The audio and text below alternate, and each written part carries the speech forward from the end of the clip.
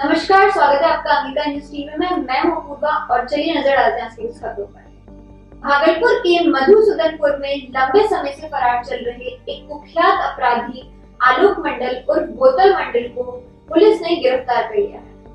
City DSP Rajwant Singh को मिली गुप्त सूचना पर करेला नया टोला से पुलिस ने उसे गिरफ्तार किया है। पुलिस ने इसके पास से एक देसी कट्टा और 5 जिंदा कारतूस भी बरामद किया है। ट्रेन में लूटकांड सहित अन्य कई लूट के मामलों में पुलिस को आलोक मंडल की तलाश थी। भागलपुर उत्पाद विभाग ने एक गुप्त सूचना के आधार पर कार्रवाई करते हुए भारी संख्या में विदेशी शराब बरामद किया है। उत्पाद विभाग को एक सूचना मिली थी कि सबौर से टाटा 407 में अवैध शराब लाया जा रहा है। घटना 0 माइल थाना क्षेत्र की है, जहां सबौर की ओर से आ रही एक मिनी ट्रक से पुलिस ने 60 पेटी विदेशी शराब के साथ एक युवक को गिरफ्तार किया है। सूचना के आधार पर तत्काल उसी क्षण 2 टीम बना करके एक सबौर तथा दूसरी टीम 0 माइल पर रखा गया। 0 माइल पर टीम द्वारा इस वाहन को रोका गया तथा जांच की गई। आशीर्वाद नर्सिंग होम में पुताई का काम कर रहा एक मजदूर छत से गिरकर गंभीर रूप से घायल हो गया। घायल का नाम प्रमोद पासवान बताया जा रहा है। शिव नारायणपुर के रहने वाले प्रमोद को घायल अवस्था में स्थानीय लोगों ने मायागंज में भर्ती कराया। वहाँ 25 वर्षीय प्रमोद की हालत गंभीर देख चिकित्सक ने उसे पटना रेफर कर दिया, लेकिन पैसे की कमी के कारण घायल के परिजन उसे पटना नहीं ले जा सके और घायल को लेकर नर्सिंग होम पहुंच गए, जहां उन्होंने रुपए की मांग को लेकर हंगामा किया। भागलपुर के कंपनी बाग में स्थित बाबा भीमराव अंबेडकर अनुसूचित जाति आवासीय विद्यालय के हॉस्टल में छात्रों के बीच मारपीट का मामला सामने आया है। दरअसल यहाँ रह रहे 10वीं क्लास के 5 छात्रों ने 7वीं क्लास में पढ़ने वाले 3 छात्रों पर चोरी का आरोप लगाते हुए जमकर पिटाई कर दी।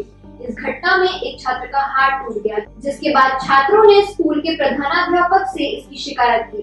प्रधानाध्यापक ने 5 छात्रों को निष्कासित कर दिया। भागलपुर के कजरैली के पास अवैध उत्खनन की जांच कर रही पुलिस को एक ट्रैक्टर ने कुचल दिया। घटना गुरुवार देर रात की है, जब पुलिस गश्त लगाते हुए उत्खनन की जांच करने पहुंची तो एक तेज रफ्तार ट्रैक्टर उन्हें कुचलते हुए वहां से भाग निकला। इस घटना में अशोक कुमार नाम के सिपाही जख्मी हो गए। अशोक कुमार को घायल अवस्था में जवाहरलाल नेहरू मेडिकल कॉलेज में भर्ती कराया गया, जहाँ उनकी हालत काफी नाजुक बनी हुई है। घटना के समय घना कोहरा और धुंध होने की वजह से ट्रैक्टर चालक वहां से फरार होने में कामयाब रहा।